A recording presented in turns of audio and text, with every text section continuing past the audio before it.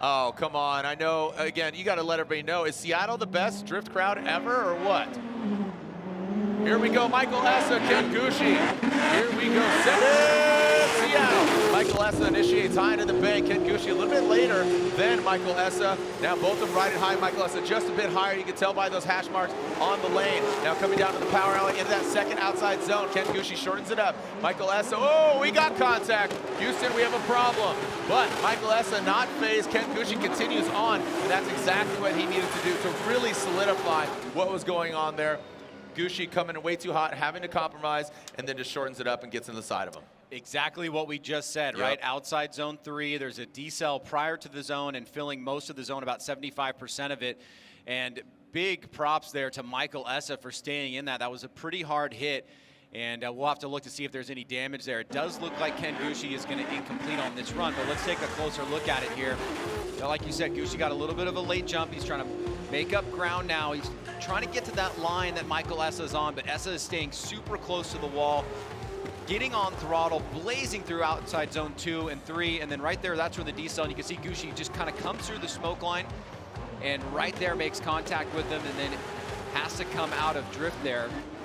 Now, as we mentioned in the Top 32 broadcast, we do have some access to telemetry data on both of the vehicles, and so if the judges need to access that to determine something that is really, really hard to kind of see with the naked eye, we can do that. We did utilize that in the Denofa battle with Odi Bakchis, and that was super helpful. But now we're going to mix things up. It looks like both cars are back at the line. No substantial damage here, and we'll get the second half underway. Here we go, Ken Gucci now leading out of that start chicane. You got to think, how is Michael Essa going to approach this? He goes tip to tail, now they go into formation, but Michael Essa, a very interesting approach, but looks like he's got the horsepower, and he is right there next to him, but I would like to see him mimic that angle, but Gucci really pouring it on, like the line where he's at, as long as Essa keeps it clean. Oh, buddy, looks like we are going toe-to-toe or nose-to-nose, wheel-to-wheel, door-to-door. The Seattle crowd erupts as they go across the finish line. Ladies and gentlemen, Formula Drift, baby! Ryan, really interesting approach. Like I said, it was like tip to tail. He didn't like, I don't know, just... Yeah, it seems like Michael Essa, you know, as you said earlier in the broadcast, not leaving it in the judges' hands, doesn't really care about the outcome of that first run and is pushing it on the second. As you said, got a little bit of an interesting start there, but immediately started to wind in Ken Gucci, had a little bit less angle, so he's kind of maintaining that proximity, but he's maintaining it for a very long duration of time, and there's definitely a value to that. Comes through the smoke line, kind of gets right into the part of the door of Ken Gucci that's super important to stay on the appropriate line. So he was pushing there right into the pocket of Ken Gucci, and the judges requesting a side-by-side. I'm actually not quite sure why they are, because the first run is going to result in an incomplete for somebody, and it looks like it's going to be Ken Gucci. It may just be because they wanted to see it from the overhead, and that's oftentimes what we'll use for the side-by-side. And you know, the BC Racing custom coilover, the official suspension of Formula Drift, go for gold is their motto. Maybe were they reviewing, did Michael Essa potentially slow down? That might be what's going on. The judges. Okay. Yeah, so again, interesting. All right. Looks like we're throwing out some gear here thanks to the United States Air Force and Space Force. So yeah, I think what they wanted to see, just conferring with them, is that they wanted to look at both runs side by side to see how Ken Gucci approached outside zone 3 and where he was decelling relative to Michael Essa, and where we saw that collision occur where Ken Gucci came out of drift there. So looks like we're going to go back to it again. Now it's definitely very clear to me that they're trying to determine whether or not the decel was done appropriately by Michael Essa. That's the decel. He's starting. It looks like they are looking to see whether or not Essa was getting back on throttle in the right place. Now that's becoming clear because of the specific replays that we are looking at. So remember, the decel for this zone starts right there and ends right there. So the drivers should be starting to get back on throttle at that point. And I knew that this was going to be an area where stuff was going to happen. So that for sure is what the judges are looking at. All right, so let's see what the outcome here is for Michael Essa and Kenshiro Gushi. Next battle on deck will be Hurst and Hughes. Jonathan Hurst, who, again, I talked with him, and I talked to Dylan Hughes, and he said that Hurst came up to him. He says his oil cap came off. That's why all that oil was on track, and that's why it caught fire. Yeah, that was that's kind of pretty crucial. gnarly. Yeah, you kind of need that. You kind of need that. You're gonna need your oil cap, bud. Well, first battle of the top 16, and already an interesting one. Some controversy. Yeah, I mean, Ken hits him before Essa's getting back on throttle, so I understand why they're taking a look at that. And remember, the decel zone technically ends right where, if you're a fan in the stadium, you'll see this pretty clearly. And from the above, these hash marks. That last hash mark is basically where the decel zone ends, and drivers are expected to start getting back on throttle and then throttling towards inside clip 1. So there it is right there. You can see on the left-hand side, the first one over, that's approximately where the decel zone ends, and it starts in front of that GT radio sign. All right. We're looking again here, guys, at the drone replay. I don't know if I'm on the mic or not. Yes, here. you are. Yeah, okay. We want to make sure that we're making the right call. Looking at where Michael Essa is, he's not in outside zone number 3, and he also is decelling past outside zone 3. But we're also looking at what Ken Gushi is doing. Ken Gushi missed outside zone 2 and was running a different line coming up to outside zone 3 than Mike Essa was. So we're trying to determine fault and make sure that we're making the right call based on what we saw happening on the track. So from a procedural standpoint, they basically have 3 options. They have driver A fault, driver B fault, or they have shared fault, meaning that both drivers in some way were the cause of the collision. Now, if that's the case, if it's shared fault, what would happen is it will go back to the run where there is no incomplete, and there would be a comparison there. Probably, you could make a case that Michael Essa might still get the better of that, but overall, that we still need to have the judges assert who's at fault here, or if it's shared fault. Now that all the votes are in, Ryan, I guess I could talk about it a little more. We're just going to wait for it to come up on the screen now. All 3 judges, have inputted their decisions. I personally believe that, despite the fact that Ken Gushi missed outside zone number 2, Mike Essa missed outside zone number 3 and then decelled well beyond the acceptable area. And I personally put it on Michael Essa at fault for that. But we're going to see what the other judges have chosen once the screen comes up here. Again, all our scores are in. We're just waiting for that to come up. All right, the scores are inputted. Thank you, Lontaine, for elaborating on this. So let's see what we got here.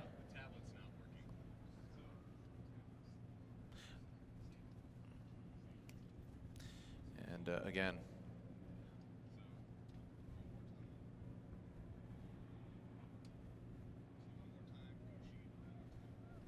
all right, so Ryan, interesting turn of events here as far as it looks like we are getting results here. And it is going one more time. It is actually going one more time, 2-1. They're going at it again.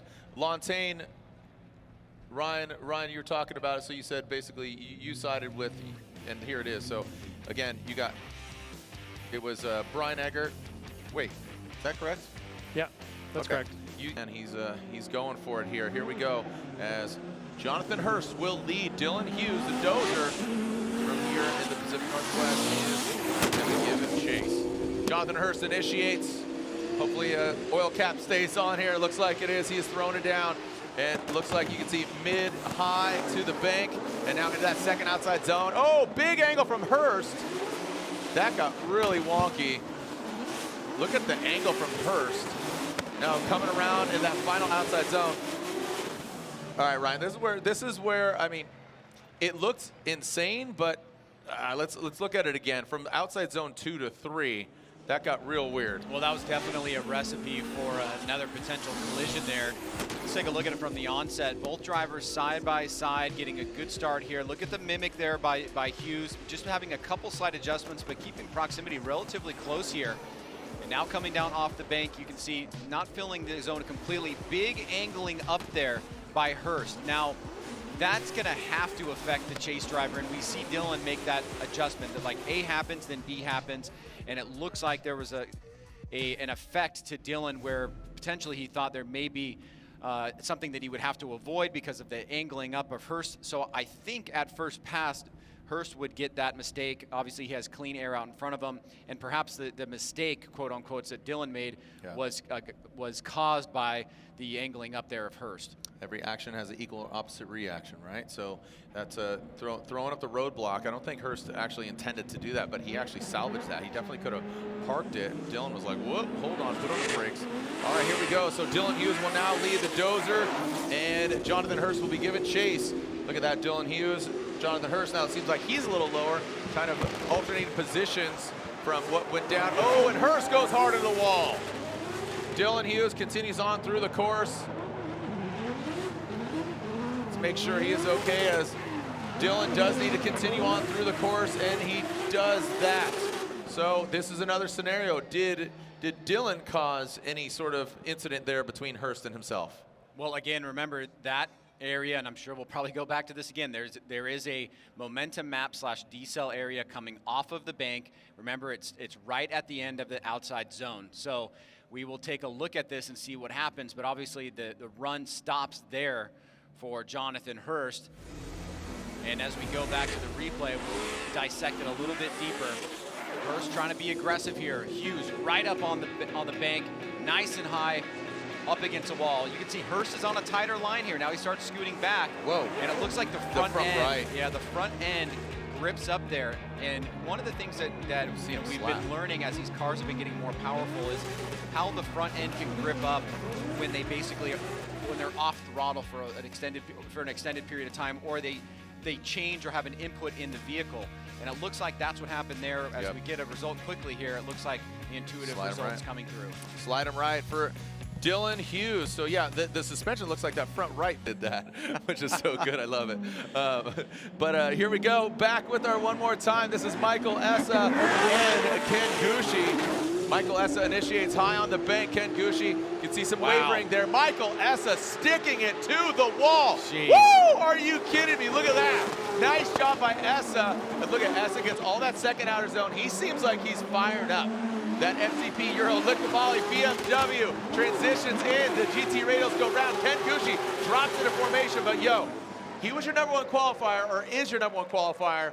And that, I mean, we've had multiple perfect events over the years. I tell you what, Michael, I feel like maybe a little bit like, I'll show you guys. I don't think you can do a better lead run than that, actually. I mean, if you can, let's point it out. But I mean, basically, he is on the wall the entire way. He puts his rear tire right at the edge of outside zone 2, clears outside zone 3, perfect on inside clip 1. Outside zone 4, he enters and goes right in the middle, and then here's 3. I mean, I don't think you can have a better run than that. That is as close to perfect as you can get as a lead run, and it allows Ken Gucci to have moments where he surges in and attacks, but Ken really did not stick with him in the way that you would have wanted to on the big bank, and that's going to have an impact in the judges' eyes. I think that not only does it, again, it highlighted his mistakes, because it was so damn flawless. Let's just call it what it is. I mean, that was a #1 qualifying run, hence why he is your #1 qualifier. He is feeling this course. He is flowing with the course. He is hammering down. He's zip tying that go fast pedal down. He is sticking it to the wall. So now he needs to show up in a chase fashion, but Ken Gucci quickly gets to the wall. But Michael Essa, you can see nosing in. We need to mimic that angle as opposed to just getting that proximity. This is kind of reminiscent of Daigo Saito when, proximity was the highlight, but we want to mimic. Oh, and Michael Essa makes a mistake. Uh-oh. Oh, boy. Things are going awry for Michael Essa as they bring it into that last outside zone. The question is lead versus lead, chase versus chase. That's what we're comparing here. And Michael Essa in the chase on the bank, like I said, it was the old Daigo Saito. Remember, it was like proximity, proximity, proximity. That was the buzzword. We need to mimic that tire line. Let's take a look from the onset here as Gucci takes the lead. Gets that initiation. Michael Essa quickly dives in. Good proximity there, but loses a little bit of angle. Gucci's doing pretty good on the big bank, and he's stable, right? He's not really moving around. He seems settled. Hits 2, perfect there. 3 gets into it a little bit late, doesn't fill it completely.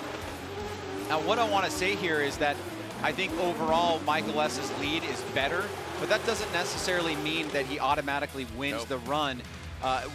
you have to look at the proportionality of both battles, right? Like you could still lose the leads, but lose it by a very, very small margin, but kill it on the chase to where there's a bigger margin for the other driver to overcome.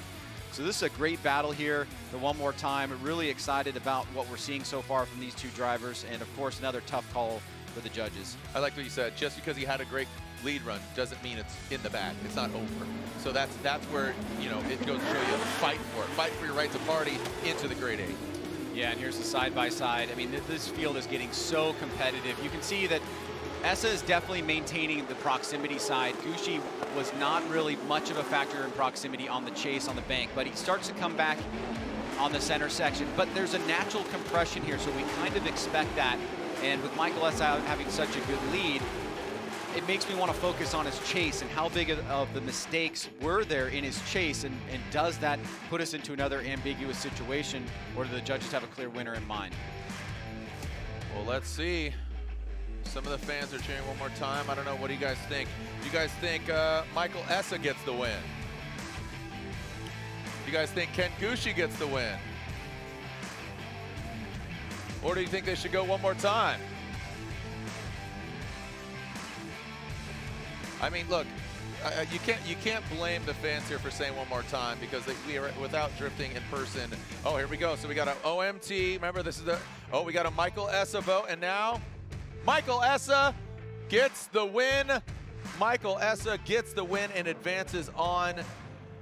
Jones will lead. Jeff Jones with a solid showing, qualifying 20th. Dean Carney qualifying 29th. So already in the grade 8, Michael Essa versus Dylan Hughes. Next up, here we are. Who's moving on? Jones or Carney? Jones initiates in his Nissan 370Z. He's got the Edelbrock supercharger. Throws it. Oh, and Dean goes into the wall. Dean loses a tire, and Jeff Jones does need to continue on through the course. Yard sale on exit on aisle 1. Jeff Jones continues through the course run. Seattle, the monster that is the wall over there, is absolutely consuming vehicles.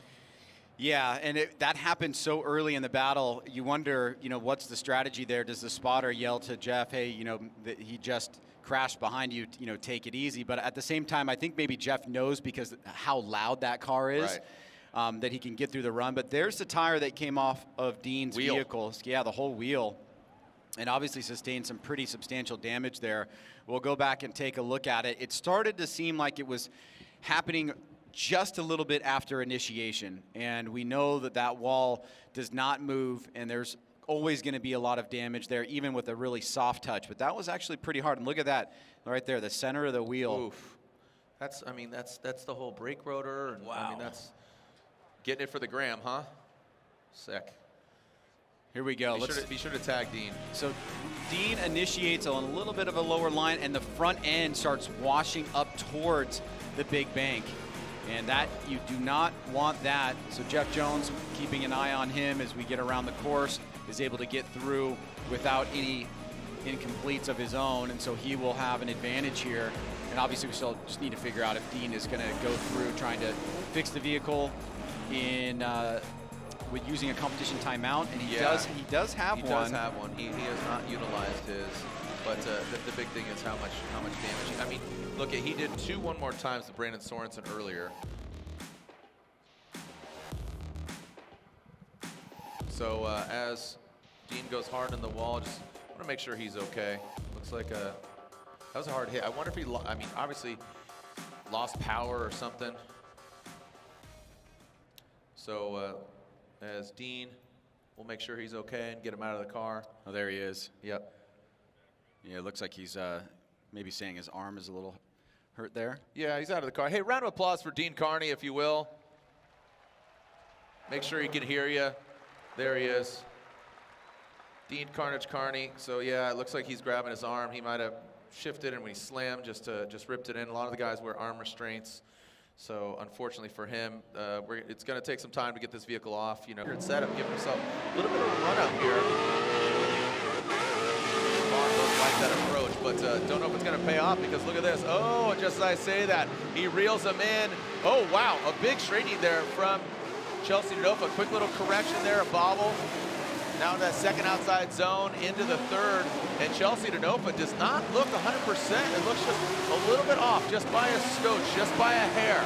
Now in that final outside zone. Interesting, Ryan. And like I said, don't count Beachum out. Yeah, I mean, things are never as predictable as some would imagine in this sport. Oftentimes, they are not predictable at all. And let's take a look here. Beachum gets out front, gets that nice little snap there. He's right up against the wall, and he's staying pretty solid there. Denofa closed the door, but look at the angling down. Yep. Right here, we'll see it again from the drone. Now he starts getting back into it, but right there, that's a pretty sizable mistake. The front end drips up, and he loses quite a bit of angle. Good job by Beachum there on that outside zone, and Denofa fails to hit outside zone 3. Nice job on that inside flip, and Beachum just gets his left rear into that outside zone 4, and Denofa better job there, but two noticeable sizable mistakes. The reduction of angle on the closing of the big gap, and then outside zone 3. Yeah. So he's better come through with a really solid lead here and hope that Trenton Beachum makes a mistake of his own. Oh, look at this, little Tokyo drift. Rutledge Wood watching all the way. He's over there for the Olympics. So Rut, shout out to you, homeboy. Little Southern style living while in Tokyo. Cleet, are you watching? Shout out, Bad Chad and Cletus McFarland. You guys are watching as well. Here we go, Chelsea Denofa, Trent Beachum. All right, Chelsea's like, dude, what's going on here? Let's throw down. But he's still not 100%, just thrown off a little bit here. But Beachum, he drops down lower on the bank, coming down now into the power alley. Oh, Beachum really exceeding the edge of the track. Maybe a bit frantic. That's going to be an incomplete for Beachum. And man, Chelsea was looking nose to nose with the other Mustang. Brian, what is going on? Seattle is just insane. Yeah. What, do you have the answer? Please do tell, Ryan. No, there's no answers. There's no answers. There's just seeing what happens and trying to tell the best story that we can about what we think transpired there. But obviously, you know, there are opportunities to be seized for drivers when others make mistakes. And quickly the judges going into the favor of Chelsea Denofa. And you got to contribute that all to, I mean, even without talking to Lantagne, I'm assuming Trent had an incomplete. Battles are massive battles here. Right? Dude, Forsberg, Aasbo, Field, Gittin. I mean, but look, Turk, JTP. I mean, the right side is stacked. Right side Not taking anything away from the left. You got Denofa, you got Essa, of course you got Hughes, but here we go. Brandon Scarpelli tuning in. Here we go. Chris Forsberg leading Frederick Aasbo, giving chase. Woo! Chris Forsberg initiates. Look at this, door to door. Oh, did Aasbo give a little gold nose tap? Chris Forsberg stays in it.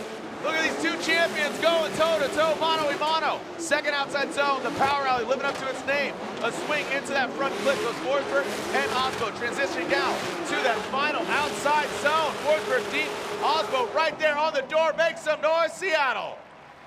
All right, all right. Matthew McConaughey, what are you doing here, bro? Thanks for tuning in. Oh my gosh, Aasbo got to the game a tiny bit late, and when he does, he nearly makes contact, or he may have, with Forsberg right there on that transition, or excuse me, right there at the midway point at the bank. No, not that run, guys. We went back to the future here real quick. I mean, you know Chelsea's number is 88, so he hit 88 miles per hour. Here's another look as we round out that finish. But Aasbo and Forsberg. Yeah, let's get that again. But it looked like Aasbo got a little bit late to the game on his initiation, quickly got into it, but then he gets kind of into Forsberg a little bit. Here it is from the drone. See, right there, Aasbo has that little tiny hiccup. Now he's in it right here. He's surging forward, taps Forsberg from above. Stayed in it, and so did Chris, which is amazing. We don't know whether or not he may have sustained some damage, but Forsberg misses outside zone 2. 3, he's at the edge of it. Aasbo doesn't complete it all the way. So there we see a couple different mistakes from Aasbo and one from Chris. Right here, though, great job by both guys in outside zone number 4. I would say that Forsberg was deeper. Aasbo barely put his tire in, if at all. He was pretty close. It's better than what he was doing on the bank afterwards. Yeah. So I think some mistakes all around. It will come down to this. I just don't know how the judges are going to take the little tap on the big bank. This is it. Here we go. Mike McDonald showing up as well. Thank you for joining us, Michael. As Frederick Aasbo will lead Chris Forsberg, giving chase. Big initiation there from Frederick Aasbo, trying to pull away from Forsberg, reeling him in. Here we go, right to the wall. Both of them at similar height. Again, You want to follow that tire trail. Now coming to that second outside zone, transitioning into power alley. So Aasbo goes deep. Chris comes up a little bit short. Tight on that front clip. Make some noise, Seattle. Rounding that final turn and that final outside zone 4. Wow. Wow. It is a packed house, sold out, Ryan. These fans are hyped. Getting texts from everybody saying this is an awesome show right now, and you are here either in person or online. Ryan, crazy. Yeah, I have a feeling we're going to see a side-by-side on there, and it's something I definitely want to see as well. Let's take a look at the Aasbo lead. Great job by Aasbo. See the consistency and really not moving off that line, but Forsberg trying to keep the mimic there and does a pretty good job on 2. On 3, he surges, but Aasbo, I think, was just at the edge of outside zone 3. We'll catch that from the drone. Perfect on inside clip 1. Aasbo goes the middle section of outside zone 3, but Chris is still there with him. Now here we go with the side-by-side. You can see that Aasbo had that little tiny hiccup at the get-go. Now he's closer in proximity, but maybe Chris is a little bit more stable in his chase, though his proximity starts to increase as they come off the bank. Aasbo hits 2, Chris does as well. And you can see Chris is a little bit light on outside zone 3 in his lead. Now on this last section here, Aasbo is a little bit tighter, like you said, Jared, whereas Forsberg followed him into the zone. So bit of a tit-for-tat matchup here. Uppercut, right, swing. Like, it was just a boxing match when it comes down to this. All right, all hands on deck. Carnage, not talking about the driver, but the carnage that is going on with these drivers throwing it down. Clock's at 21. All right, yeah, Jen, what's going on down there? Oh my gosh, there's so much action. There are 15 seconds. I don't think they're gonna make it. They're trying to put the front brake caliper on. They've had the suspension arms off. You can see Kevin Wells, he's about to show them the clock. It's 5, 4, 3, That's a wrap. 2. They're not gonna make it. So update on the action as well. We were focusing on Dean Carney. Ryan, you also said that Jeff Jones concurrently requested a competition timeout. What has unfolded? Well, I just had somebody come over and whisper in my ear that Jeff Jones, upon calling his competition timeout, whatever happened to the vehicle was too extensive. He did not make his competition timeout. So Dean doesn't make his timeout. Jones doesn't make his timeout. Jones at least has 1 run that is scored in the books. He will get the win for the battle, but he cannot move on. So, yeah, because it's lead versus lead, chase versus chase. Jeff did complete his lead run, so he would advance on, but he cannot compete against Chelsea Denofa. So Denofa would essentially get a bye run. He'd get an open bracket, Yep. yeah. Here we go. So one more time. It's an OMT from Forsberg and Aasbo. So again, just to clarify, Jeff Jones. And there will be an open bracket now. To be fair. All right, here we go. Gittin Jr. and Matt Field. This is a barn burner. Here we go. Jason Dienda. Let's see who comes out on top. Gittin Jr. Matt Field. Matt Field gets to the side. An All-American battle. This is a battle of the All-American muscle, and Gittin Jr. leading. Matt Field, the beast of the bay, making his presence felt. Down to the power out, literally and figuratively. 16 cylinders, toe-to-toe, wheel-to-wheel. Falcon to Nitto. Past that front clip, and now in that final outside zone. Come on, Seattle.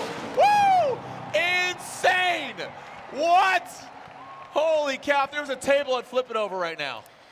There are levels to this game. It leveled up so hard right now. That was bonkers. There are levels to this game. Woo! Matt Field just took Gittin Jr. into deep waters and let him go. And it could not have happened without a really solid lead run from Vaughn. But Matt Field took advantage of every possible opening that he could have on that chase. Look at the dive in right there. I mean, that is precision driving by Matt Field. He does touch Vaughn, but Vaughn, as a beast, stays in it. Now Matt is going to maintain great proximity, pretty much mimicking the line.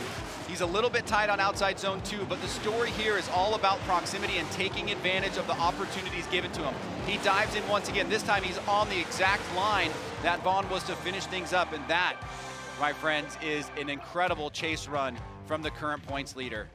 I got Jonathan Castro right in front of me, and he's throwing me the horns, man. He's pumped for this. Again, a lot of drivers. I know Rad Dan is up here. I see him as well. We got a bunch of drivers that are just like fans themselves. I shouted you out, Dan. I don't know if you heard me. Rad, I was calling you out, buddy. First name Rad, middle name Dan. Burkett is the last name. Wow. Yeah, Nate Lewis tuning in. Absolutely great show. Yeah, bonkers run there. Hats off. Yo, round of applause for just that run right there. Matt Field, Vaughn Gittin Jr., absolutely the professional fun haver, and then the beast in the bay. I love how he comes in, he dives back. You see him gain that composure and maintain it. Hats off to Vaughn Gittin Jr., staying in it, right? Both of them filling outside zone 2. Just break it down again because it's so beautiful. Vaughn fills a little more. Love the composure there from Matt Field. They tap that first front clip and only one. Both of them absolutely filling. Vaughn goes a little deeper if we're splitting hairs in that final outside zone 4. Yeah, we're definitely splitting hairs, but we see Vaughn pulling off, and that's because there was the tap by Matt Field there. They are saying that was Matt Field at fault. Now, it's not going to do anything. There's not going to be an incomplete or anything like that. The run that you saw is the run that's going to be judged. We just have to do that to make sure that the vehicles are safe, and because if somebody needs to burn a competition timeout.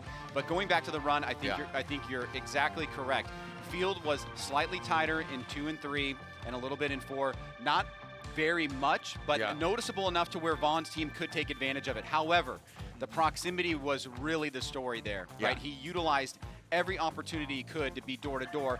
Maybe a little bit too much on the big bank. We go. Chris Forsberg will lead as he's our number 2 qualifier. Aasbo giving chase. NOS energy drink versus Rockstar. Forsberg versus Aasbo. Throwing it in is Chris Forsberg. Big angle from him. Chris, you can see him dragging on the wall. Aasbo just a slight bit lower there of that tire trail. Now coming to the outside zone 2, filling all of it. Aasbo barely dips that back left. Nice job by Aasbo. We got contact. Stays in and Aasbo straightens out after that contact. Now in that final outside zone goes Forsberg and across that finish line. Oh gosh. That's I'm worked up, man. Yeah, well, I mean, we should just state explicitly where there was that contact there. That is not a decel zone, so that is obviously one of the questions that will be asked, but it does look like that Aasbo may have kind of cooked it there a little bit. Let's go back and take a look. These battles are getting more and more intense. Aasbo dives in here. Forsberg nice and high on the bank. Aasbo keeping it super close. A little bit less angle, makes that adjustment. Forsberg adjustment of his own. See those front wheels move around, but fills outside zone 2. And here as we come from the drone point of view, you'll see Aasbo's a little bit on inside outside zone 2, a little bit inside outside zone 3. Forsberg's on the throttle there, and then you see Aasbo tap him, have to make that adjustment, and then he's kind of left playing catch up there. So on the face of it, looks like Aasbo just kind of cooked it a little bit too hard into Chris Forsberg before inside clip number 1. These guys are tuning it up, man. Absolutely going for it. This, I mean, we're only in the 16, and we're seeing this unfold. So again, the left side, Essa will go against Dylan Hughes. Jeff Jones versus Denofa, but Denofa will get the fast pass in the final 4. Right now, Forsberg versus Aasbo, Field Gittin, Turk JTP, Reeder versus Olsen. Oh my goodness. All right, here we go. The second half of this battle, Aasbo versus Forsberg. Run 2 of this championship battle, meaning they are 2 champions, and we're only in the Royal Purple top 16. So here we go, Aasbo throwing in, Chris Forsberg, you can see, gaining some ground here. Now coming down into the power alley, how are they gonna fare? Here's Aasbo deep in that second outside zone. Chris Forsberg, you can see him massaging into the 3rd. Not as deep as Aasbo, around that front clip. Now bringing it into that final outside zone goes Aasbo and Forsberg across the finish line. Ryan, I think the contact is going to speak volumes. I think that's going to go under the microscope. Well, whether or not it speaks volumes, what it speaks volumes about there, I think, is that it didn't matter to Chris whether or not he knew or presumed that Aasbo was at fault. He pushed really hard on this second lap, and Aasbo knew that he had to do the same. Aasbo gets out to a great jump. Look at the angle there, and look at how high on the bank he is for the majority of the bank. Comes off a little bit early, but then gets to outside zone 2. Outside zone 3, still kind of a problem for some of these guys. They're just getting to the edge of it, but Forsberg taking it super tight through that inside clip. You can see Aasbo just getting to the edge of 3 there. Now on this final section, Forsberg's gonna zip through that spoke line and be right at the appropriate line relative to Aasbo through outside zone 4. Oh man, just so, man, just a range of emotions here from, I mean, what we're doing as announcers and obviously the fans. Hey, you guys having fun out there and around the world and here in Seattle? Again, quite a contrast from last year. Empty stands, doubleheader weekend, moisture, now absolute ideal conditions.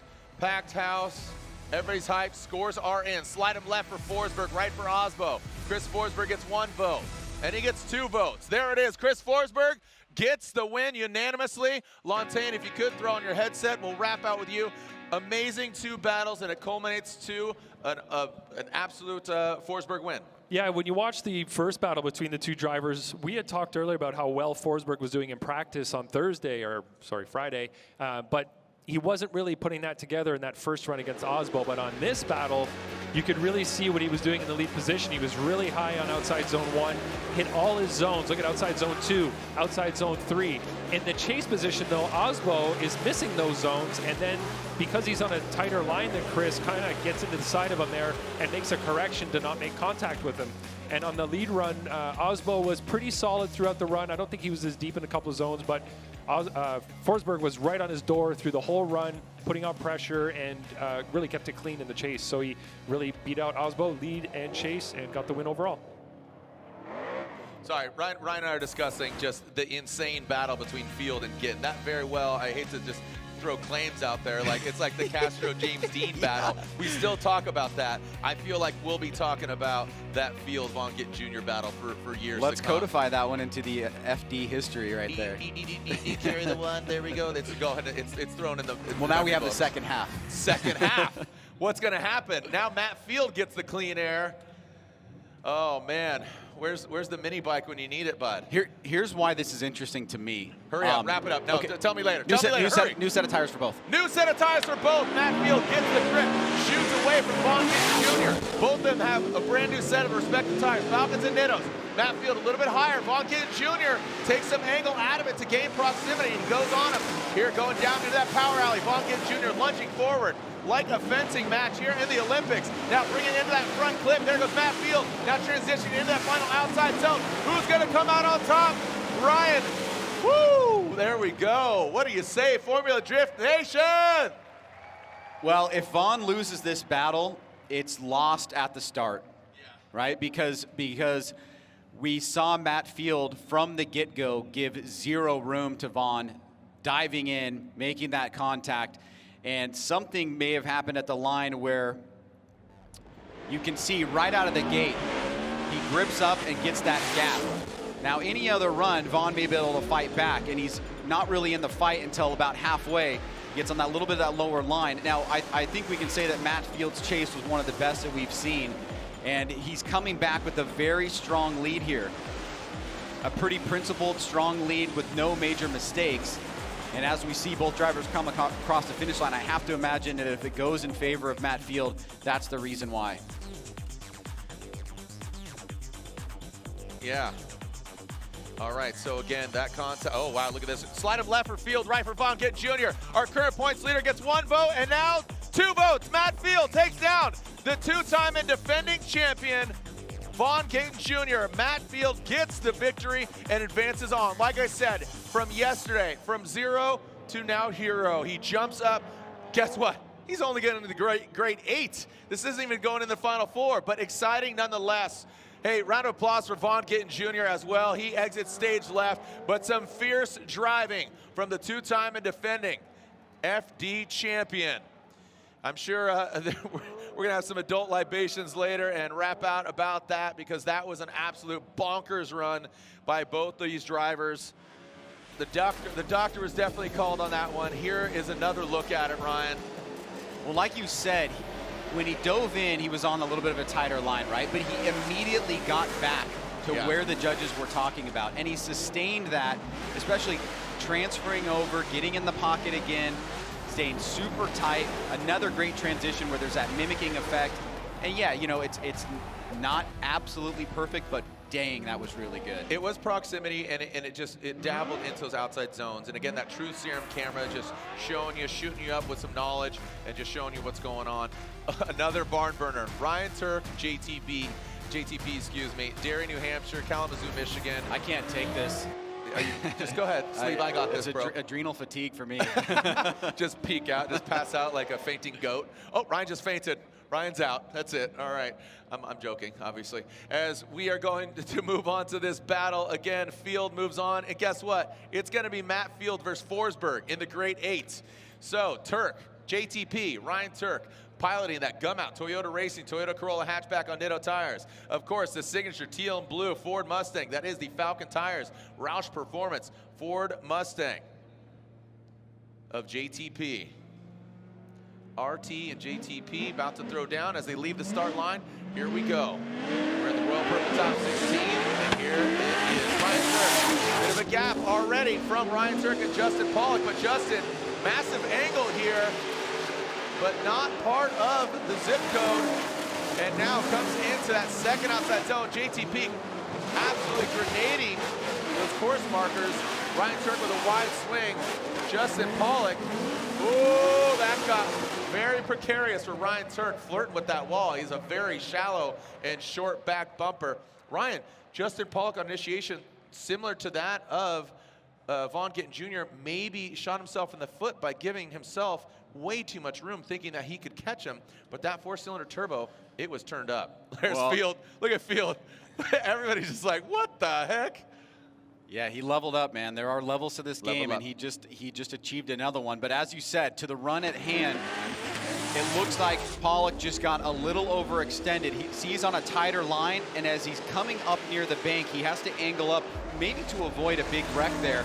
And he really gives a lot of room to Ryan Turk. And then now that he's on this kind of more poor line, he goes off an outside zone 2, and he's kind of playing catch up and really trying to do everything he can to be in the fight here. But it all kind of starts with the initiation, getting on that lower line, moving up, and then angling up and trying to fight back in this battle.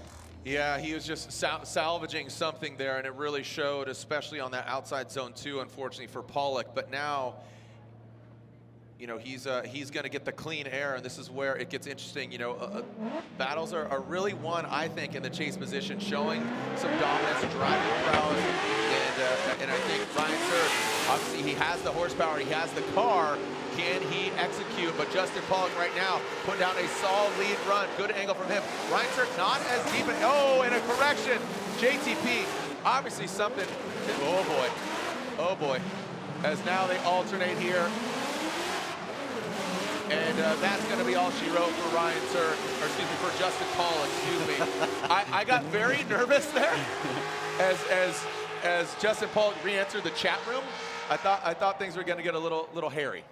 Yeah, I mean, it's pretty obvious he was amped up, right? Like, he needed to do something spectacular, and that pretty much means you're going to be driving on an edge that tends to be fairly dangerous, and a lot of times he's able to pull that off. We see him do some things that are just, they almost seem impossible in terms of the angle and being able to initiate in these crazy ways. But this time he just got a little overextended, went into the wall, the front end washed out, and it's going to be Ryan Turk getting the win. Ryan Turk gets the win, unfortunately for JTP, but another Falcon driver is absolutely elated. I want to see the smile on his face.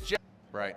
Yeah, exactly. But what he just describes is, you know what? I'm not going to, you know, look, Field's going against Forsberg next, but right now it's all about Travis Reeder, the Walmart Reeder, the Speed Reeder, going against Simon Olsen, that 2JZ powered, Street Hunter Designs kitted, brand new Toyota Supra Reeder, very high in the bank. He is possessed. This link engine management, BMW, look at that. Whoa! Simon Olsen exits stage left, unfortunately. He takes it off course, but Travis Reeder continues on as he should and as you are required because he was the lead vehicle. I don't think Reeder he might have stayed a little bit long on that outside zone, but I don't think he led him astray and led him off course. Let's take a look at this at a different perspective, maybe go the eye in the sky. Here we go. Well, they get out of the gate clean there, and Olsen staying behind Reeder. Reeder initiates high on the bank, Olsen a little bit lower, and he's trying to build his way up, right up against the wall there. You see a little tiny adjustment from Reeder. And no, I mean, he's leaving that zone, and there's a decel in that area. It just looks like maybe Olsen was starting to close a little bit too quickly. Now, obviously, Reeder does need to finish the run if we assume an incomplete from Olsen on the chase. But we see both drivers now back at the start line, and let's see if we get a quick return to competition, or if somebody needs to call a competition timeout. Looking at Olsen, he's got one, Reeder's got one. And so they would be good to go, and it does look like Reeder's going directly to the start line. And yeah, Reeder, Simon Olsen, Don't know if he's calling a comp timeout. He very well might. Or is he good to go? Looks like he is good to go. He's going to whip it back around, the Norwegian pilot. That's Simon Olsen, boost fuel.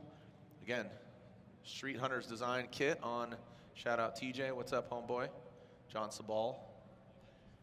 So Simon will lead, Travis Reeder. Travis Reeder coming into this round. He's from Vancouver, Washington. He sits 9th in points. Travis Reeder, Motorsports, Link ECU, M3. He's running LS under the hood. And Olsen with the 2J under the hood of the Supra. Here comes Simon. He will lead. Slow trickle, but now he turns it up. But Reeder right there. Let's see what Simon's got. Looks like Travis Reeder gets into formation a little bit lower. And I think but then he massages it up. He is right there in that tire trail, into that power alley. Travis Reeder not exactly digging as deep as Simon Olsen, but with that mistake that could go to Travis Reeder's benefit. Not the most ideal chase run as far as placement of the vehicle. Proximity was great. Angle, you know, solid. They make it look really easy. When you're down on the ground, they're burning. But I think the mistake by Simon could haunt him. Yeah, well, I mean, you're gonna have 2 scored runs for Reeder and 1 for Olsen. So, you know, it looks like Reeder is still driving pretty hard here. He may, you know, have not been informed on whether or not it was an ambiguous call or situation. It seems pretty clear that Olsen was kind of cooking it in that part of the course, and obviously that there's going to be a result here because one driver has an incomplete. I think it's going to go to Olsen, and Reeder is going to get out of this with 2 scored runs. But let's go to the judges and find out. Sheesh. Here we go. Let's find out who moves on to the final position in the Great 8. The final position in the Great 8, and there we go. Travis Reeder from Vancouver, Washington. Your local Washington boy. Not local, but you know what I mean. From Washington. He gets the victory and fills that final spot in the Great 8. And he will be going against Ryan Turk in the Link ECU Grade 8 in that Link ECU BMW. Okay, all right. Still didn't hear me, but it's okay. Hey, you guys having fun up there? Stomp your feet, make some noise. Michael Essa, Dylan Hughes. First battle of the Grade 8. Here goes Michael Essa. Out of the gate, big initiation there. And Travis Reeder, so what am I talking about? Dylan Hughes. Dylan Hughes going, getting after it. Michael Essa really high on the banker. Number 1 qualifier, D. Hughes, the dozer going. Oh, wow! Barely avoiding some contact as Michael Essa and Reeder. Gosh dang it, Dylan Hughes. What? They're the same person. They're the same person, Dylan Hughes and Reeder. Oh my gosh, I apologize, Dylan. Obviously, it's not a bad thing I called you one of your best friends. But dang, Dylan the Dozer Hughes right there in tow. But Ryan, keep in mind, number 1 qualifier, you saw his attitude. He said, this is the most fun battle I've had in a long time, and that was against Goosh. Both drivers making it very clear what their intentions are here. Michael Essa, yet again, a near flawless lead run on the bank. But Dylan Hughes doing a tremendous job in the chase. And obviously this is coming off the Matt Field battle where we saw one of the best chases I think we've seen all year. He really does a great job anticipating the moves of Michael Essa, especially on the transition from 2 to 3. He got right in the pocket on the big bank, and he really showed a lot of grit there and didn't really make a lot of mistakes. So this is a great start overall to this Grade 8 battle here between Dylan Hughes and Michael Essa. Oh, you gotta love it. Again, Dylan Hughes will now lead the dozer. He's gonna charge. And Michael Essa giving chase. That fast orange Permatex BMW. Throwing it down, oh, and Michael Essa makes contact. Oh, and Essa makes a large correction. But Dylan Hughes, the dozer, takes it. The dozer gets a taste of his own medicine. Now they transition. Dylan Hughes could advance into the final 4. Whoa, large slowing there by the dozer. And now bringing it on in and on home. Make some noise. Woo! Holy cow, Ryan. I'm just amazed by the contact being made today and just the drivers staying in it consistently. And just the car's not being in effect. Not that the driver's doing it, but a lot of times the attitude of the vehicle, it gets disrupted and it's causing them to spin out. But not the case here. Well, whatever happens in this battle, I think we can say Michael Essa definitely showed us something really special here this weekend. And this little tiny mistake in drifting, it's really down to inches, down to millimeters sometimes on these contact and collisions. And it looks like Michael Essa got into the pocket in a little bit of an aggressive way and then had a mistake that it really caused more of an issue for him than it did for Dylan. And Dylan stayed in it, he drove through it, and was able to come out with a pretty solid lead run, irrespective of that hit. And now as we say side by side, you'll see right here as Michael Essa and Dylan Hughes kind of get into it there on the first half of the bank, really. And the rest of the run, I'm not saying that it's inconsequential, but it's really going to come down to how the judges see that. Hey, seeing Dean Carney coming up here and joining us in the bleachers. He says the power steering belt snapped. So yeah, you kind of need that. Go and initiate in, and just it whipped him right into the wall. So just getting some words from these drivers that are making their way up here to the bleachers and watching this insano. I mean, I'm getting texts from a bunch of people saying, dude, this is the most bonkers event we've had in a long time. And not to take anything away, but I absolutely love it. So here we go. Slide him right for Dylan the Dozer Hughes. D-Hugh. Friend, built a boat. They're having fun. They're doing drift week. They're riding dirt bikes. They're crushing some beers. They're popping bottles. His mindset is just different. It is. I mean, he's fresh and lean. He's crushing some meals. He's doing muscle ups. It's called, what is it again? It's appropriate confidence. The appropriate confidence level is absolutely on another level for Matt Field this year. Yeah, there's no question that he has certainly developed his game quite a bit, and he is the driver to beat. He is your current leader in the championship, but Forsberg has looked awesome. Here we go. That's right. What's he going to do to Chris Forsberg? But Forsberg just took down Aasbo. Here goes Chris Forsberg leading the NOS Energy Drink. Nissan 370Z, Matt Field right there. Really mimicking the height on that bank now, coming into the power alley. Big angle from Forsberg. Transitioning. Nasty transition. That snap into that third outer zone was absolutely disgusting in a great way. Sick. Bad meaning good, not bad meaning bad. That was nasty. Woo! I have a feeling it's going to be like this until we finish.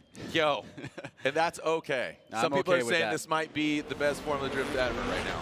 Well, let's get a look at it here. Again, Field dives in and starts closing the door on Chris, but Chris has got a little bit more to give here. You can see a little tiny separation, but Matt Field's chase is on point. Great job by Forsberg in 2 and 3. Look at Field, a little bit tighter there. So there's something Forsberg can take to his chase run. On this transition back around, Forsberg clears outside zone 4. Field a little tighter again, but great job by Field on proximity on the bank. He is definitely mastered that at this course. Forsberg looked like he had a little bit more grip in areas where he was able to get slight separation relative to the battle we saw against Vaughn. And we did see a little bit of a mistake by Field not getting out to outside zone 3. Wow. Yeah, I mean, I'm just absolutely discombobulated, but trying to stay focused here because of just the absolute energy that all these drivers are exerting and just the driving prowess that they have. So as we're going to see them alternate here, Field versus Forsberg. Field out front, Forsberg in the chase position. Here we go. Second half of this battle, the Beast from the Bay versus the Force. Matt Field, let's see how he initiates. He locks it up, throws it into the outside zone. Great angle from Matt Field out front. Forsberg drops down a little bit, a little shimmy now. Coming to that power hour, let's see how they handle it. Into that second outside zone. Chris doesn't get all the way out there, neither on the third. But Matt Field puts the car in the right place. Now transitioning through into that final outside zone. Both of them filling it up. Great proximity. Did they just do the exact same thing? It was almost just like, okay, remember, you know what I just did? You do that like what I just did in the chase, and you do what I did in the lead. Exactly, yeah. The most noticeable thing was that both drivers missed outside zone 3 in the chase. So outside of that, I'm not seeing anything that says that's screaming one driver or the other. And clearly, for fans that are watching at home, that's what the fans here on site are chanting. But let's start with the side-by-side. We see on the left, Field maybe a little bit more proximity and duration but not a huge difference there. Now let's watch both drivers in the chase position. They both miss outside zone 3 by a pretty good margin, not even really getting out to the painted line. But lead drivers on both sides looking solid pretty much the entirety of the course. Getting the right line, transitioning at the right time, and doing everything that is in that lead driver goals category. I think it comes down to the chases, and the chases are very similar. And the fans are absolutely chanting, you know, one more time here. Okay, slide them left for Forsberg, right for Field. We got one more time, two one more times. OMT, OMG. It's unanimous. Right, stars align. The weather's perfect. We have an awesome sold-out crowd. Everybody's tuning in online. Everybody's hashtagging FDSEA. Getting excited, I'm man. getting pumped. Here we go. Ryan Turk, Travis Reeder in the grade 8. The Link ECU grade 8. Ryan Turk initiates, throws it down. Great job by that gum out. Toyota racing Toyota Corolla hatchback. Now coming down into the power alley. How's Travis Reeder going to handle this? Does he get out to that outside zone 2? He is bathing in smoke. Overshoots the outside zone 3. A quick little correction here. An awesome showing by Reeder in tow, but Ryan Turk putting on a clinic, and Travis Reeder is front and center with that BMW. Well, Reeder was driving right towards us on the camera that we were looking at when the front end kind of washed out a little bit near outside zone 3. Let's take a closer look at that, but let's start from the beginning here. Both drivers initiating at the same time, almost on the exact same line. Reeder starting to go down a little bit, kind of keeps the proximity pretty static throughout the entire big bank. Right here, watch the front end. You see he kind of grips up a little bit, he pulls some angle out of it. That's the one noticeable mistake that he makes there.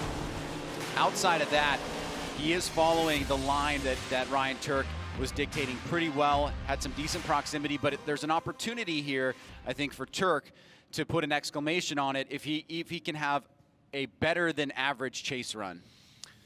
Yeah, I'm eager to see how Travis Reeder's going to handle this. I know he's got you know, friends and family here in the building, just being from Vancouver, Washington, and I know he wants to put on a show. He's a lot of emotions for him, you know, just building this car, preparing it. We hung out earlier this year at the St. Louis Auto Show as he was brought in by the Ford team, and just talking about his season, what he's prepared for. But this is what you prepare for. Here we go. Travis Reeder out front, Ryan Turk in the chase position. Now Ryan Turk, you can see him gaining some ground, cutting through the smoke. Travis Reeder some wobbling there, but he does not fall down. Now going into that power alley, Ryan Turk drops into formation. There he goes into that third outside zone. Travis Reeder gets all the way in it. Ryan Turk does as well. Little evading of that outside zone 2, but in outside zone 4, both of them stand and deliver. Great movie, by the way. As they wind and unwind the second run here, Ryan, let's take another look at it. Well, here we go. Travis Reeder fighting for a Final Four finish, but he's got Ryan Turk in his way. Turk was on a little bit of a tighter line there at the beginning. You can see both drivers kind of moving around on the track, trying to get settled here. Reeder out to outside zone 3. Turk just was able to touch it there. Both drivers on that second hash mark, first hash mark of the inside clip. And pretty similar there on that final outside zone.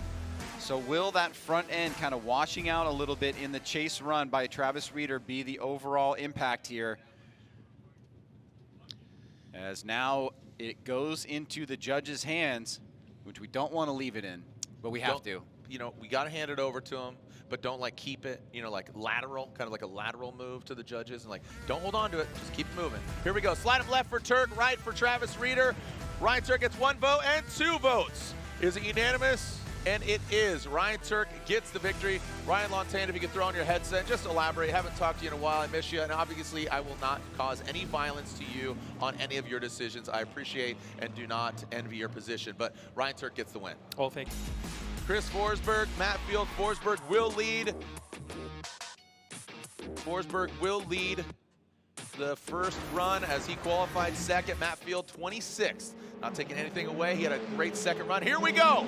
Forsberg, not entering Nissan 370Z on GT tire. Here we go. Going into that first outside zone. Matt Field quickly gets to the side of the Nissan. The drift cave, head caveman, beast from the bay. Both of them high and tight. Now into that power alley. Can't even see Matt Field. Into that second outside zone. Forsberg gets out there. Matt Field does have proximity. Fails to get out to the third outside zone. Transitions in. Forsberg, a little bit of a hiccup. You saw that little disruption by Forsberg, but Field, it allowed him to get close, and you saw him kind of back off. So it's kind of a tit for tat there. But let's break it down to our eye in the sky and all our different angles. Ryan. We definitely have more to talk about on this run, but it wasn't any less entertaining. Both drivers initiate pretty much at the same time, and then Matt Field continues to impress with his ability to stay, what is that, 2 feet away, a foot away from Forsberg. Forsberg is going to pretty much miss outside zone 2. He's better on 3, but Field's going to miss 3. Forsberg and Field good on that inside clip in the final zone here. Field kind of has to not really straighten out, but the arc kind of tightens up as he comes off the wall. Yeah, it just got a little wonky for both the drivers on the outside zone.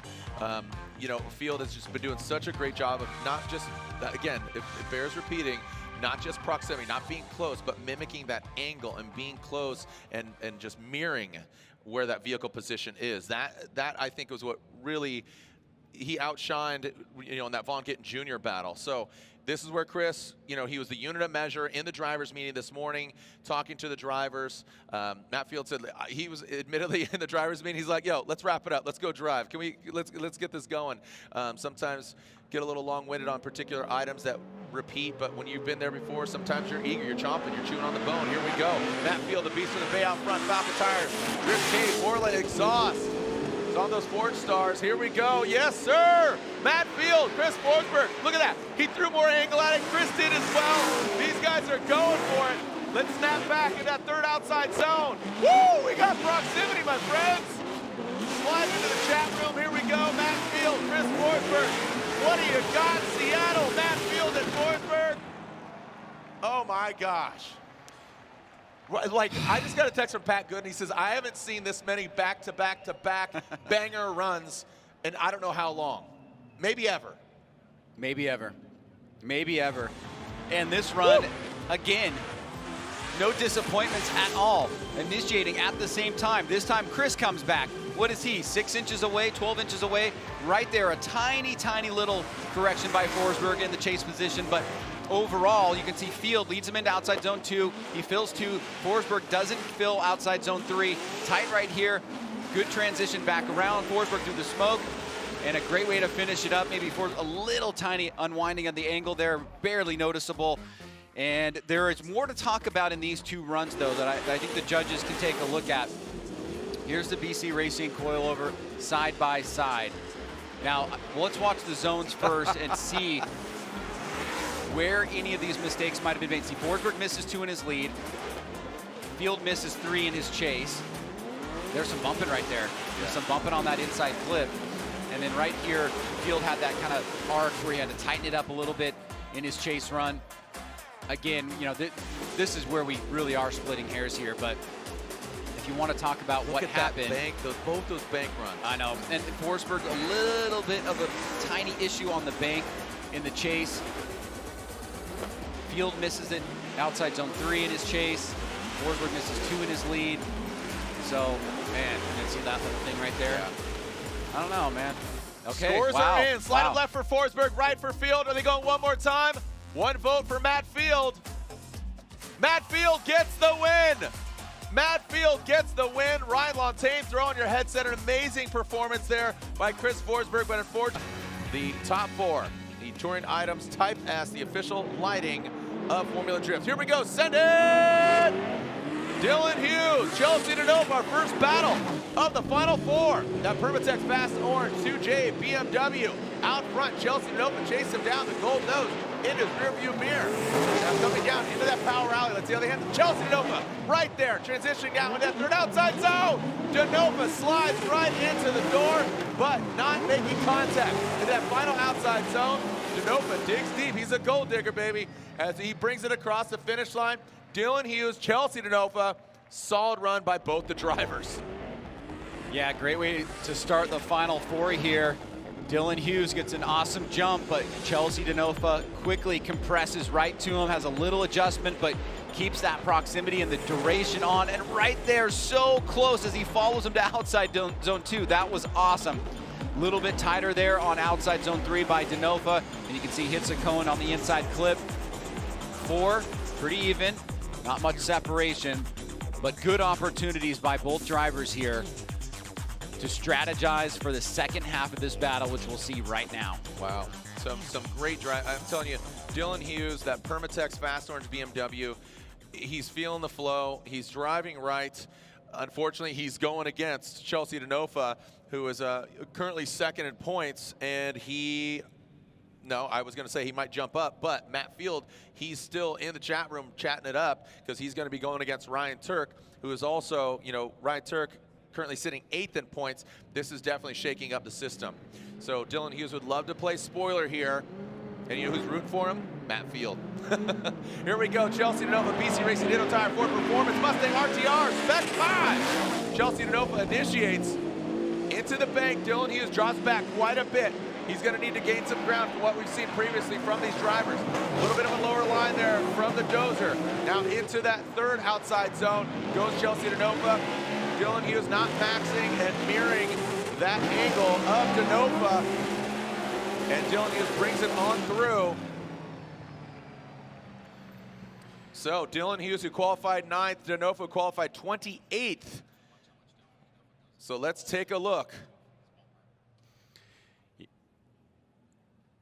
Well, getting a look here at this second run, it looks like Dylan was on a little bit of a different line there and then had to make that adjustment. Denofa, look how much he crunches the bumper there, almost all the way back to the rear wheel, and it doesn't affect the line. Now, obviously, that is not going to be good in the eyes of the judges, but we see with other cars, you go that deep into the wall, it affects the attitude and the line of the vehicle. Not with Chelsea Denofa. Here's another look at it. Crunching right there, and you can see there was a little adjustment, but not much else than that.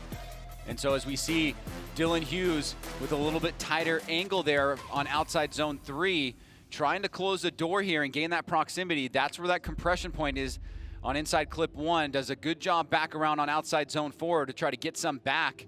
How will the judges interpret those two runs, and who's moving on?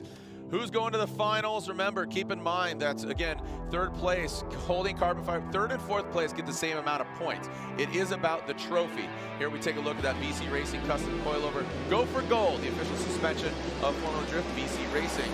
But you can see left to right, Dylan back there quite a bit. Love the proximity that Chelsea has in the chase position, transitioning in. Dylan does miss that 3rd outside zone of the chase position. Watch Dylan though, he gets in tight. Actually, Chelsea taking out that inside clip. So some kind of aggressive driving by Chelsea, but he knows he wants to get into the finals. He's been watching Dylan Hughes, the dozer, terrorizing out here on track, but Chelsea is as well. Yep, and obviously I'm seeing some movement over there from the judges. Looks like the results are in. Slide him left for Dylan, right for Chelsea Denofa. 1 vote, 2 votes. Denofa's going to the finals. It's unanimous. Denofa gets the win and is going to the finals. Now, Dylan Hughes waits to see if he can hold a carbon fiber trophy, because basically if Ryan Turk gets the win against Field, as we get prepared to see who's going to come out on top, who's going against Denofa. 1, 2, 3, send it! Here we go, Ryan Turk, Matt Field. The come out, Toyota Racing, Toyota Corolla hatchback, slingshotting away. Oh, Matt Field spins out. Matt Field spins out, and Ryan Turk continues on as he needs to. Ryan Turk does need to complete the run in order to have the advantage. He had the lead run. What happened to Matt Field? He's been absolutely poised.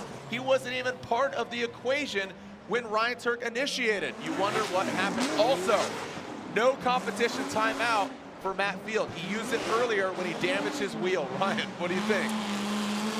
That was honestly the first mistake that Matt Field has made all day. But it's a all day. But it's a consequential one, is it not? And interestingly enough, you have to wonder what would have happened in that battle, because Ryan Turk did overcook it on outside zone 1 and put 2 tires off. You mean 2, outside zone 2.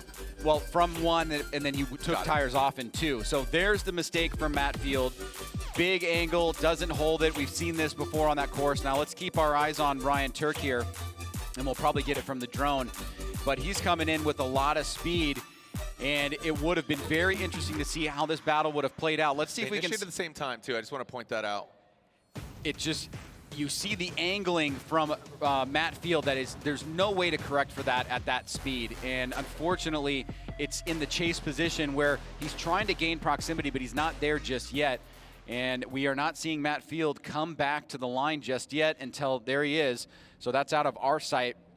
But we will finish the second half of this run, but unbelievable, man. Yeah, interesting turn of events, and it could have been so his issue yesterday, he talked about he didn't get a lot of runs yesterday, or so coming in today, he's looking for more. His alternator had some issues, so he needed a built-up alternator. I don't know if it has something to do with power, and talking to Dean, his power steering belt snapped. Just things happen. Might be a 50-cent part, might be a $500 part. Regardless, Matt Field is at a major disadvantage right now. So Ryan Turk, I have to assume he's still going to apply the pressure, but not like he's going for just an absolute wham bam. Thank you, ma'am. Here we go. Matt Field goes into that outside zone. Number 1, Ryan Turk. You can see lacking a little bit of angle, maybe playing it safe. I don't consider this an inactive chase at any point, as Ryan Turk now, he misses outside zone 3. Again, major mistake. Incomplete, 1 scored run, 2 scored runs. Matt Field brings it into that final outside zone and crosses that finish line.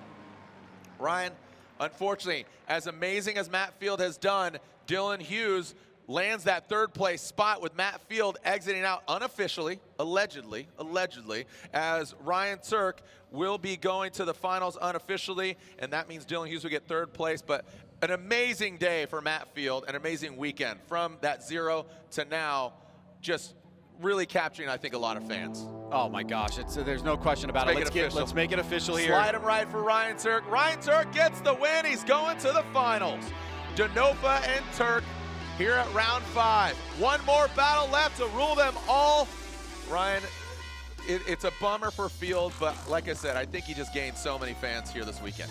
Well, it is a bummer for him in a couple different ways. One, I want to know how that mistake came about. Right, he had not been making any mistakes all day long. And then secondly, the person that's in the finals is the guy that's chasing him down.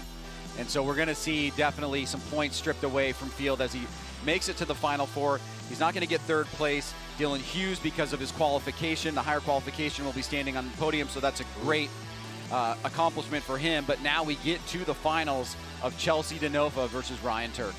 Yeah, like you said, those all 2 critical points. There's Ryan Turk making his way back to the pits. I'm sure, the team going to thrash on the vehicle, get it ready.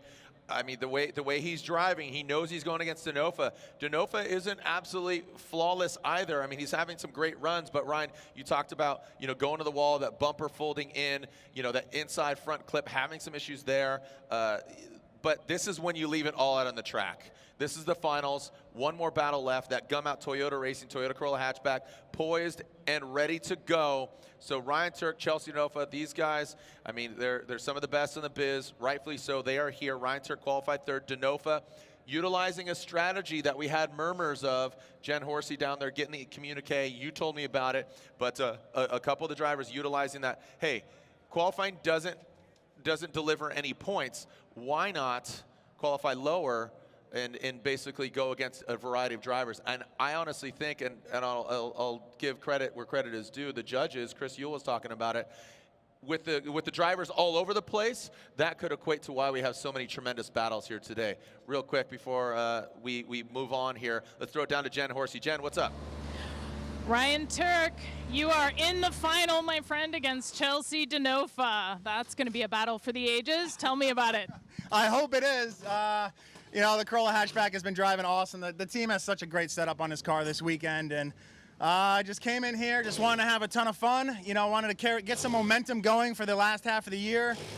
First half has been kind of rough, but not for a lack of effort. And we'll see if we can take this thing all the way and sip some champagne later. So there is a sold-out crowd here, ton of people in the grandstands. I heard a huge cheer when you got through here. How important is that fan energy? Oh, the energy is amazing. It's always been amazing here. The fans in the Pacific Northwest all come out strong every year. Glad to see them again this year in 2021. And I just love everybody coming up and just giving you daps and just a lot of positive energy all around. So thanks everybody out there, and we'll see if we can bring it on home. Bring it home, Ryan Turk. Thank you so much, Jen, as Ryan Turk, staying hydrated, the rock star driver, ready to throw it down, but he's going to go against a monster driver, that is Chelsea Denofa. Ryan, your thoughts as we head into the finals. Turk, Denofa, 4-cylinder turbo, nitrous. You got the nitrous powered of Chelsea Denofa. Seeing what's seeing what's transpired up until this point. Yeah, I mean, it couldn't be two different cars battling, right? And the driving style, I think, is also going to be really fun to watch. I think you made some really poignant points about, the things that have transpired leading up to here. Well, the mistakes that we've seen from Denofa, but the incredible driving. Turk coming through at the right moment, taking advantage of mistakes from other drivers. This is a breakout event for Ryan Turk, right? He mentioned in his interview that he's had a little bit of struggles, and now here he is. He's going to have a big jump in points here, no matter where things end up. For Chelsea Denofa, he's looking down the barrel of a third victory this year. That's incredible. That is. Right? And it means that the consistency that Matt Field has had has paid off up until this point. He drops out in the last round, and so he's going to give up some points to Chelsea. He's going to give up more points to Chelsea if he wins this event. Yep. And that's exciting for us as fans, right? We are definitely going to see some separation for those two, even with the compression of points, just because to really hold their head high. And this is why Formula Drift is the premier international drifting sanction body. Look at this crowd, the energy, the vibe, the flow, overall, just really dynamic driving, the proximity, the angle, the fans. Like I said early on, that Adam LZ, he brings in a lot of attention, a lot of eyeballs. But like I said, Matt Field, I think if you've never heard of him, you might be a big fan of him now. Ryan Turk, I mean, he's a veteran of the sport. Dylan Hughes, Dylan Hughes, he's waiting in the wings, because guess what? He's holding carbon fiber. He's getting third place in that Permatex Fast Orange BMW. He's a month away from trying to go 200 miles per hour on the salt flats on a motorcycle. So this is a man of many talents, and he gets a carbon fiber trophy here in his home state. So that is definitely something that I know he might even cry. Might even cry a little bit. Here's the points that are up for grabs. First place, 100 points. Second place, 91. You can see 80 for third and fourth, and that's where it gets interesting. So Matt Field will get fourth place. So even though he doesn't hold a carbon fiber trophy, I believe, yes, he will. Yeah, he'll get fourth place. So 80 points for him. So, okay. Oh boy, the plot thickens, Ryan. The plot thickens. We are hearing that Ryan Turk is calling a competition timeout. Says the thing is tuned up, it's ready to go. Operated by, Papadakis, in conjunction with Papadakis and his team. He has his own guys on the vehicle, but Papadakis obviously, utilizing their pits, their technology, and everything that's going on. the context of that probably means that they were called to come to the line after the tire change, and they weren't quite ready, right? That's probably one of the easiest explanations. Right. Yeah, I obviously, we got Jen Horsey down there. The attitude down there didn't seem like, he says, I feel like we have this set up, but as we call an NGK competition timeout, I'm not seeing Turk go back to the pits, but he is right there. So the NGK competition timeout is NGK makes ignition coils, if you didn't know. Why? Well, because we prefer a running partner that can keep pace. We know ignition, and since our spark plugs don't run alone, we put some of our energy and expertise into making a better coil. NGK ignition coils are engineered to OE durability and performance, and because we race to win, we continue to improve the design, testing, and validation of our ignition coils to make installation easier and performance better. NGK spark plugs and coils, better together. So I'm seeing not horsepower, but human power from Ryan Turk. So we're going to need a tow. Speaking of spark and ignition, something not sparking here for Ryan Turk. Well, so I was definitely wrong there, right? What's that? It's not about needing a little bit more time for preparation. There's an actual issue. Yeah. Oh, man. Bummer. The plot thickens for Ryan Turk, as it does for Matt Field and Chelsea Denofa. This isn't the way you want to win. We've seen so many amazing runs. Again, cool, calm, and collected. Let's get at that thing. I'm thinking a thought, but I'm not even going to say it because I don't want to jinx it. You jinxed it. You already did. All right, so I might as well say it. Yeah. Same situation for Denofa and Erie. Oh my gosh. Going up against Papadakis Racing Team in the finals. Yeah. Aasbo can't make it. Denofa does a victory lap. Papadakis Racing Team doing a different context completely, right? But broken car nonetheless, or at least apparently broken car. Denofa definitely doesn't want that 2 times around. And of course, Ryan Turk wants to battle it out. But they are going to utilize the competition timeout. It will start once they get back to the pit, get hands on cars. All right, well, we can see Ryan Turk and that 4-1. What is the 4-1 is the question. Jen, what do you got anything? Well, you can see Ryan is going off on a toe strap, and that's not what you want to be doing going into your final battle. It's not clear what happened, but he was looking at the gauges, and then they shut the car down, and the crew all started running. So my guess is there's something wrong with the engine or the electronics. They're going to check that in their 5-minute timeout, and we'll see what happens. Yeah, a lot of these vehicles, you know, their alternators shut out. They, you know, maybe draining too much power, get that power suck, and also just overheating. I mean, I remember, you know, again, Dean Carney told me about, you know, the car maybe having a problem with his head gasket, but eventually the power steering. So, you could see all hands on deck here for Ryan Turk, and it looks like we got water bottles. So I'm seeing temp. That's what's going on. The car's running hot. You're seeing a bunch of water bottles. They're going to pop that hatch. And that's where the radiator's at, so they're gonna cool this thing down.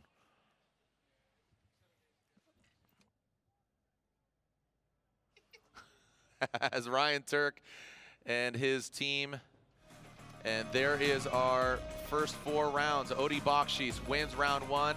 Chelsea Denofa, Matt Field, and Chelsea Denofa once again back to back. As we can see our first 4 rounds. Here we are in Monroe, Washington. Our next round, August 27th to 28th, just you know, in the shadow of the Gateway to the West, the St. Louis Arch. Technically over in Illinois, but I like to call it St. Louis. It's the closest airport you can fly into, just like we call it Seattle, the battle in Seattle here. We're technically in Monroe, Washington. But there we are. The clock is on. The hood is popped. The trunk is popped. And this is when you need to utilize it. This is absolutely crucial time. Oh, if you've made it this far, now's the time, right? Burn it. Make sure you are at close to 100% as possible. And I think you're right. You said overheating, right? Yeah. Yeah, and I'm just hearing over the radio that they are pulling something in the coolant reservoir. And so that looks like you are correct, Jared. Sometimes I'm right. Yeah. You know, I'll call Dylan Hughes Travis Reeder, or Travis Reeder Dylan Hughes. I mean, they're the same person. It's like, you know, everybody jokes about Daijiro Yoshihara and Ken Gushi. Kazuya Gushi? Kazuya Taguchi Kagushi Muchi. Yeah. Spadarucci. Yeah, he's Italian now too. So and there we go. As we are gonna throw some water in there, get this thing cooling down, making it rain. She's thirsty. She's a thirsty beast right now. Uh-oh, Kevin's corner dropped into the 330 there. Oh. Kevin Wells making sure cameras in the grill. That's not a clock. This is a clock. Kevin Dundee. That's what I like to call him. Kevin Dundee. All right. So here is take a look back at previous rounds of competition. This was Chelsea Denofa and Dylan Hughes. So Denofa and Hughes. Denofa overpowering. Denofa makes it into the finals. Like I said, not absolutely flawless. I mean, that was pretty solid. It's pretty solid right there. Yeah, it's amazing. The collapsible bumper on that thing, it really did not disrupt it. But probably the moment of the event in the negative for Matt Field is that right there, right? The one mistake that he makes. And I can't wait to get some more insight on what actually transpired there. But in the chase, big mistake, incomplete, allows Ryan Turk to take this one home. And as we look down to the bottom right-hand side of the screen, we are now seeing Ryan Turk trying to pay this one off. But unfortunately, right now, they are utilizing a competition timeout. You can see Steph talking to him there. And that is where we find ourselves. Chelsea Denofa and Ryan Turk in the finals. So I almost said Ryan Field. I know. To add to it. I just throw it all around. So 2 minutes, 2 minute warning, 2 minute warning. Hey, Jen, what's up? A little bit hard to tell, but they're definitely putting a lot of water in the coolant, trying to get the temperature down. That would be my guess. They're not going to be confident in the amount of power this car is going to be able to produce in this run. It should still start. They may still go to the line even if they can't get this fixed, but we're going to watch for Ryan to be down on power. Thanks, guys. Wow. Thank you. Thank you, Jen. Yeah, so great update there. So not a lot of confidence in their corner. Still, this is where you risk it. You risk it for the biscuit. You have a month off. You got to think about attrition is the word that we always bring up. And St. Louis, about a month away. This thing I is really thirsty. hope we get this battle. I hope the universe isn't saying too many good battles today, guys. Finals, nah, you can't have. Pass. Go and swipe. I don't know which direction it is, but we're just gonna pass on that one. Swipe the other direction. Hey, stomp your feet, Seattle. Make sure they can hear you on the other side of the track. 1 minute left. They're just making sure they get all of the fluids, keeping this thing cool. Yeah, this thing, I mean, how much, this thing's a camel. It is just holding all the water. That was more of a horse, but I liked it, right? Oh, yeah. All right, so again, the clock is ticking. You can see just about 34 seconds. And Stefan's like, all right, dude, no more. All right, that's good, it. guys. Let's go. Start 30 it up. seconds, wrap it up, put a bow on it, put the cap on it. What's a read from you on Steph's face? Concern? No, Or he's not? calm, but just like, he's a real hard read. And I've told that, I've known Stefan shoot since 97. And he's just a real hard read. He has that engineer technical mind where he's like, it's like a beautiful mind. He's like looking like all the trigonometry and all the different things going on. That's him. So 5 seconds left. 3, 2, 1. Start it up. Uh-oh. Was that Wait. a no-no?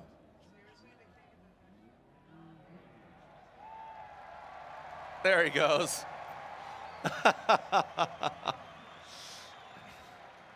Oh, I know why they were trying to. They didn't want that to fly up. Yeah, well, there's hood pins. They could have got it done sooner, but I mean, just let them race. We want to see them race. Kevin, they're fine. Everything's fine, right, Ryan? Is it okay? It's fine, yeah. Yeah, that's the most justifiable fine I've ever will justify for you to utilize. Well, the thing is, I think, yeah, see, our guys wouldn't have let him out on the course if it was safe anyways. That's why I think it's kind of fine.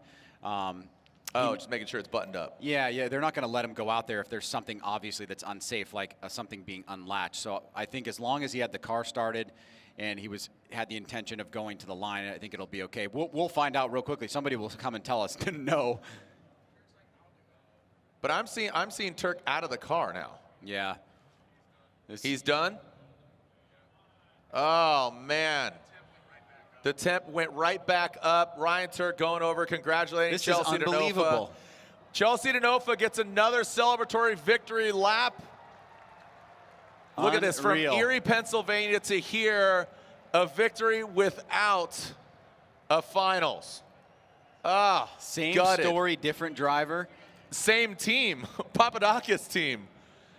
Hey, make some noise for Ryan Turk. Incredible all around. So, like you said, amazing battles up to that. We saw final level battles in the 16, and now here we are seeing, Ryan Turk have to retire the car. There's hugs. The love is real. Unfortunately, Ryan Turk just a bit outside, second place. As soon as Chelsea Denofa throws it down, hey, guess what? Pull out your phones. Tag Chelsea Denofa, tag Formula D, hashtag FDSEA. This is going to be a celebratory burner. We saw it in Erie, Pennsylvania. Talk about overheating. These Nitto tires are about to go ablaze. We'll bring all three drivers, whichever vehicles make it over here, to the traditional start-finish. And join us at the podium. We're going to give away those carbon fiber trophies. It's over in the pits. Hey, Seattle, did you guys have fun? Formula Drift Nation, thank you for joining us. Remember, it's going to be traffic on your way home. Don't forget your tip to waitress. If you're going head home, be safe. And, of course, there's going to be traffic, so be responsible. Don't be stupid. Send it when you get home, okay? There we go. Purge the nitrous. Here we go. Soap on Europa sends it for the final time. If you guys feel inclined, you can yell send it as soon as that car leaves the line. Purging all the nitrous. What is going on here? Oh, man, he is absolutely gassing this thing.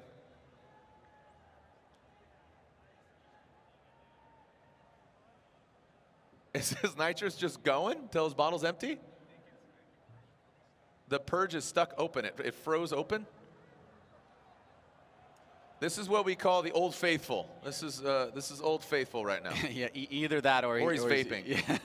I think he's vaping. He just picked up vaping. Wow. Wow. Okay. That's along with the great battles, there has been some oddities here in this event. You think? Okay. Well, I guess he's gonna go. Well, he's got to do a buy run. He's got to do a buy run.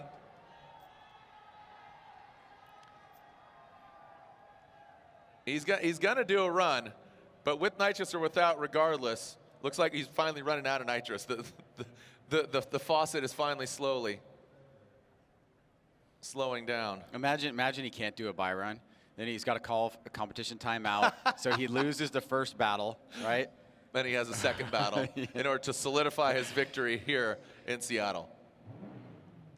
A wacky turn of events here, but what started out, Ryan, kind of closing thoughts while we have some time. A weird 32, does multiple one more time. Some incidents, some accidents. 16 was dang near perfect. Like, it was just a great execution and an example of the caliber of drifting that you would love to see every event at Formula Drift. And like I said, in stick and ball and traditional sports, sometimes you have those amazing, incredible Super Bowls, and sometimes it's like, it was good.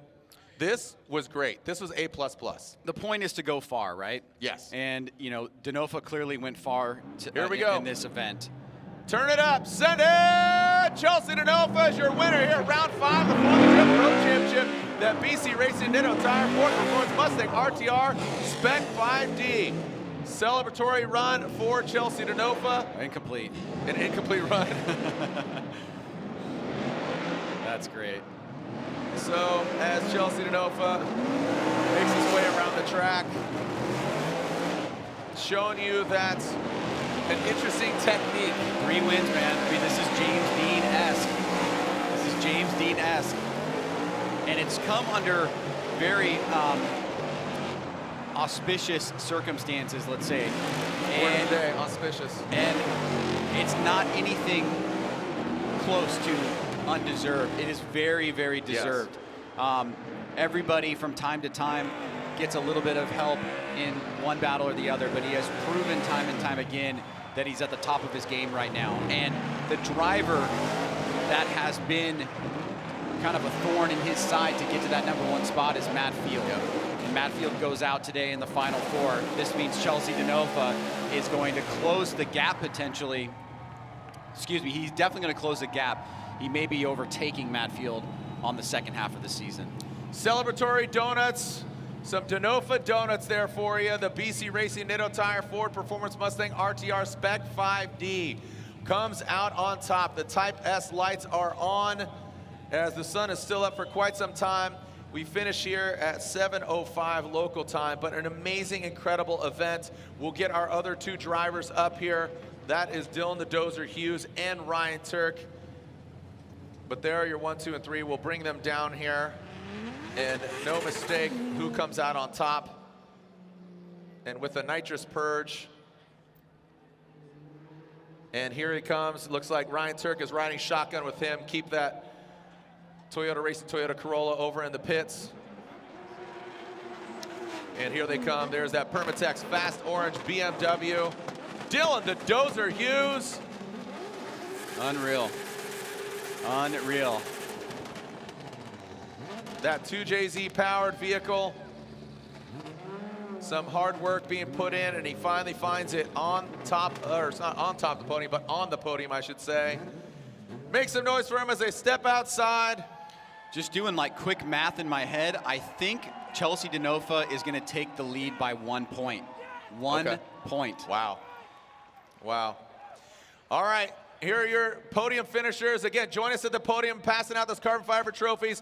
3rd place, your local boy from Snoqualmie, Washington, piloting that Permatex Fast Orange 2JZ powered BMW on GT radial tires. Make some noise for Dylan the Dozer Hughes.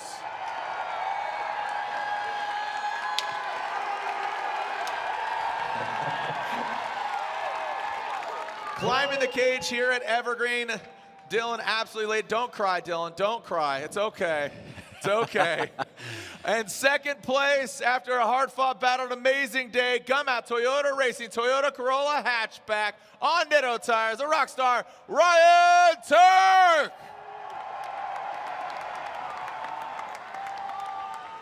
And with a third victory, and unofficially, like you said, maybe a 1-point advantage, maybe taking the lead from Matt Field unofficially, your third victory, your third win of the year for the pilot of the BC Racing, Ditto Tire, Ford Performance, Mustang, RTR, Spec 5D, D4, Chelsea Denofa! Your winner here in Seattle. Congratulations, fellas. An amazing performance. Denofa, Turk, and of course, Dylan Hughes. Jen, I see you down there. Let's grab some words with our winner, Chelsea Denofa. Chelsea, congratulations. Hard-fought weekend, but you got a couple of buys. This was a pretty insane event. Yeah, I'd like to say I worked hard for it, but there was a few battles, and they were awesome. They were really, really good. Every battle we had to do, we ran heads up and as hard as we could. Everybody was progressing their cars throughout the night like crazy. I got a buy run, which was great, but it was a real bummer to not be able to go battle Turk here in the last run. So now I've won 2 events with a buy run with a victory lap, which I'm pumped about winning, but that's not really how I want to win. But, you know, I'll take the points, and hopefully these guys get their cars together and we can battle for some more. Unofficially, that brings you to first place in the point standings. Where does that your mindset heading into the last 3 rounds? Well, I mean, I think me and the team are doing the right thing. All of our partners on board are helping us build a car and keep a car together that's able to make it all the way to the end and be competitive and be able to win. So it doesn't change much. It just tells us we're doing the right thing, and we need to continue doing that same thing, and that's what we're going to do.